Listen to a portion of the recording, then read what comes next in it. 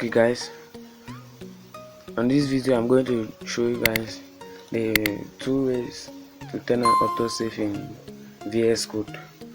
So let's just assume you want to create you're creating a website, and like if I want to change this name to Blaze, this Jennifer here, I want to change it to Blaze. I have to put a name, and I either press Ctrl S to save. That is it. Like, or I come and click here save. But just give a quick update on the last video. Let's get straight to the video. Okay. So the two methods we do that. The first one is you just click on file around before preferences. You see it here, autosave. You click on that. So let's try that. It still shows this. Let me refresh. Okay, it shows Jennifer now.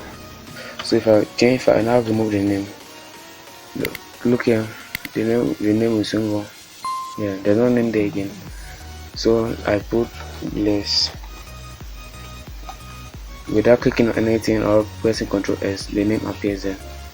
So the other method is the same. It's actually the same thing. If I turn it on here, let me just show you guys. The other method, you go to this settings icon and go to settings. The first option, in fact, you see it.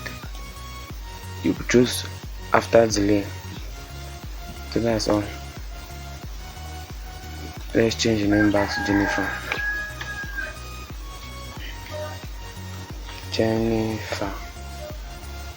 So comment down below if your name is Jennifer. It's time to look. That is it. I didn't click on anything, nothing, but it changed by itself. So it's the same thing here. Testimonial. I've removed the S from there without click on save or Ctrl S. It corrected by itself. I put back the S. It normally doesn't take too much time. It takes time because the website, it has so many files in it now. I have so many files, that's why it takes so much time to load.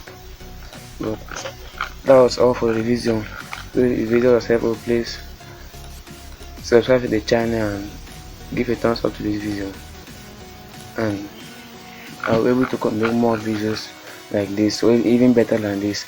And one more thing, I also make gaming videos, gaming content, so subscribing to the channel will help me to continue what I'm doing. Thanks for watching the video.